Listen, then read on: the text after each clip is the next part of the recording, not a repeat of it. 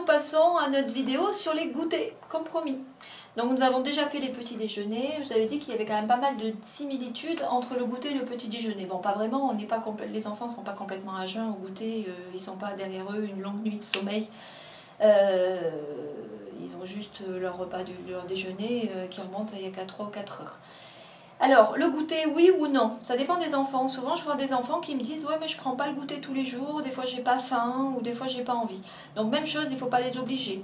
Vous avez des enfants qui peuvent faire beaucoup de sport l'après-midi. Alors, eux, par contre, ils vont avoir besoin d'un goûter consistant quand ils reviennent du sport.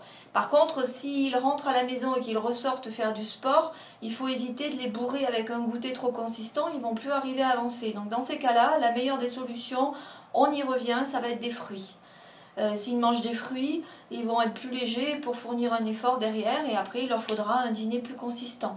Mais quand on fait un effort physique, il vaut mieux être léger. Ils ne vont pas manger, il faut éviter de leur donner un sandwich, des choses qui sont trop compliquées à digérer.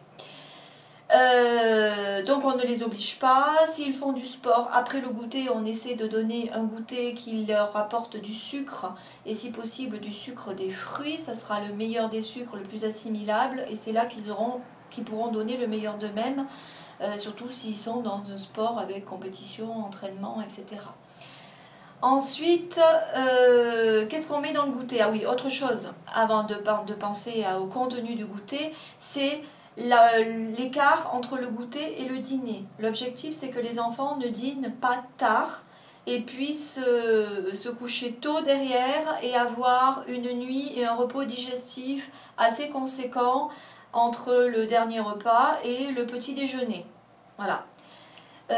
Donc, s'ils sortent de l'école ou du collège ou du lycée à 18 h, on ne parle plus de goûter, là, on passe directement au dîner. S'ils sortent à 4 h, bon là ils peuvent avoir un goûter. S'ils ont des cours tard, il vaut mieux qu'ils emmènent un encas. Même problème que le petit déjeuner le matin. Dans ces cas-là, il faut prévoir un smoothie ou une part de cake ou un pancake à emporter ou un fruit ou des fruits. Hein. Je dis au singulier mais ça peut être au pluriel pour qu'ils puissent le prendre à la récréation ou à la pause de 16 h ou de 17 h mais pas plus tard. Alors, maintenant on va passer au contenu des goûters. Qu'est-ce qu'on met dans le goûter? En général, on va moins manger du salé au goûter. Ça va être la pause plaisir des enfants, le goûter. Donc je vais vous proposer des recettes sucrées qu'on peut faire à la maison, qu'on peut faire avec les enfants, qu'on peut stocker dans une boîte, au réfrigérateur ou au congélateur selon les recettes qu'on va voir. Il est de toute façon la règle de base. On peut manger du sucré au goûter.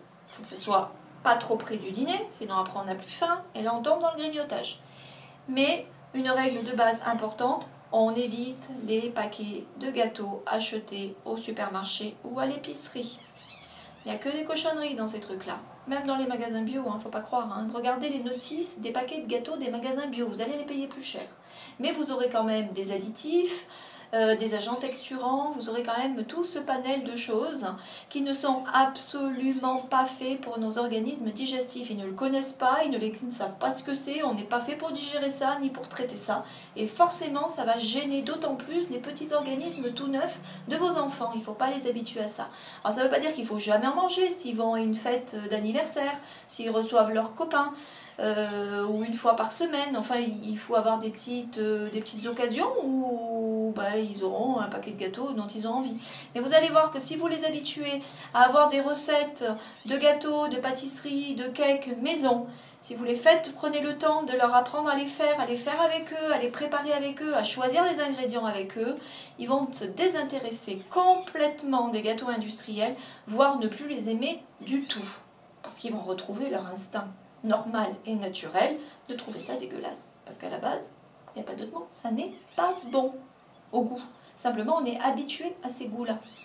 Mais si on revient à des goûts naturels avec des bonnes choses, on n'en a plus envie du tout. Et vous allez être surpris ou surprise de voir que vos enfants vont finir par les refuser, même s'ils vont chez les copains. Donc là, je vais vous proposer une première recette qui va peut-être vous surprendre. Alors peut-être au premier abord, ils vont vous dire « Bah, si ça, ce qu'il y a dedans ». Mais essayez d'abord de les faire goûter, puis après essayez de les faire avec eux. Ça va être des cookies, on les fait très souvent en atelier avec les enfants et franchement ils les aiment.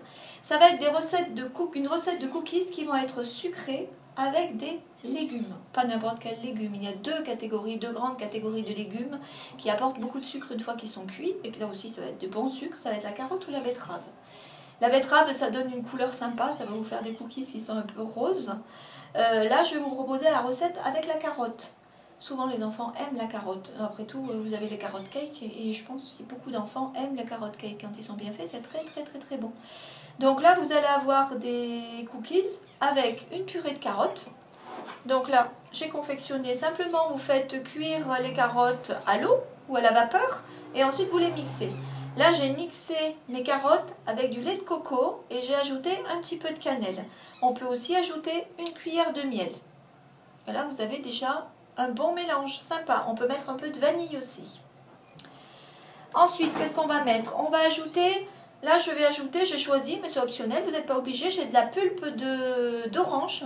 Tout à l'heure j'ai fait du sirop d'orange, donc il me reste de la pulpe d'orange que je vais ajouter à mes carottes. Vous pouvez aussi bien ajouter 2 quartiers d'orange que vous mixez avec votre carotte cuite. On va avoir des pépites de chocolat, moi elles sont cachées. Alors, bon, elles sont plus ou moins grosses parce que c'est des pépites que j'ai, c'est du chocolat en fait que j'ai acheté moi-même. Vous pouvez aussi acheter des pépites, acheter des pépites toutes faites avec des raisins secs. Ça peut être aussi avec des amandes. On va avoir besoin de farine. Alors, même chose, essayez de privilégier les farines complètes. La farine de riz a un goût assez neutre pour qu'on ne se rende même pas compte qu'on n'a pas mis de farine de blé.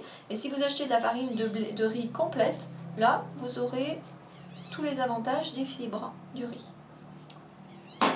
Voilà. Alors ensuite, autre avantage de cette recette, elle va se mesurer en tasses. Alors moi, je vais prendre un verre, un petit verre, et les mesures, vous pouvez les faire facilement. C'est comme le gâteau au yaourt qu'on a tous appris à faire. C'est souvent la première recette qu'on fait quand on est bambin.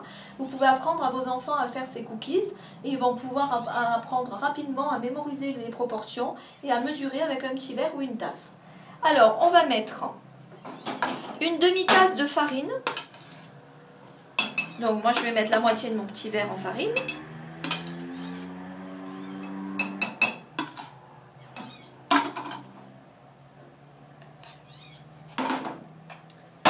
On va mettre, bon, il faut que je révise, je ne m'en souviens pas. Une demi-tasse, même proportion, de purée. Alors oui, je n'ai pas ajouté l'orange. Je vais ajouter ma pulpe d'orange. Et un petit peu de miel.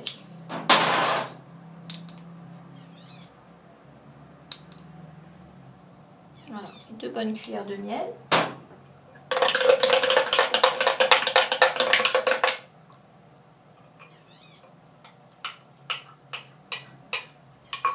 Donc un demi-verre.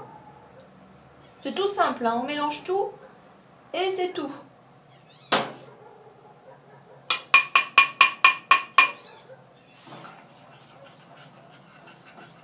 Alors pour que les cookies soient un tout petit peu gonflés et pas tout raplapla, au lieu de la levure traditionnelle, on va ajouter une demi-cuillère à café de bicarbonate de soude.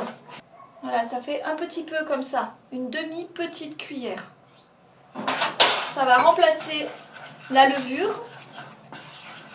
Et pour que le bicarbonate fonctionne, on va ajouter une demi-cuillère à soupe de vinaigre de cidre. Donc ça va faire une cuillère à café en fait. Ou 2 petites cuillères comme ça. J'ai la petite cuillère, hop, 1, 2, voilà.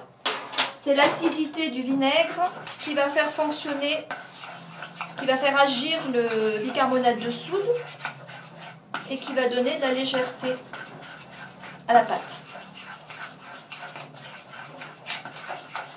Et les pépites et les raisins secs. Oups.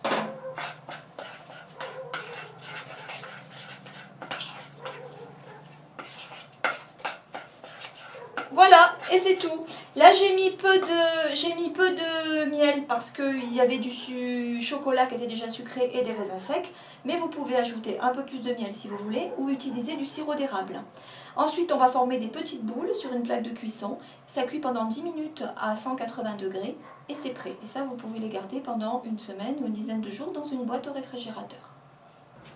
Alors, vous voyez, c'est facile à faire. Les enfants peuvent faire ça avec plaisir. C'est un petit jeu. On fait des petites boules et ensuite on les aplatit et on se concentre. C'est un bon moyen de leur apprendre à se concentrer aussi pour faire des ronds réguliers, avec une épaisseur bien constante tout autour. Juste une précision, si votre pâte est un petit peu molle, vous la laissez au réfrigérateur pendant à peu près 1 heure avant de faire vos petites boules. Elle sera moins collante et ça sera plus facile. Ensuite, il suffit d'enfourner une dizaine de minutes à 180 degrés. Alors le temps de cuisson dépend également de la taille de vos cookies. S'ils sont petits, 10 minutes seront largement suffisantes. Si vous faites des grands cookies, vous serez plutôt entre 15 et 20 minutes. Attention, le secret de cookies réussis, c'est qu'ils doivent sortir du four encore moelleux. On n'attend surtout pas qu'ils soient croquants.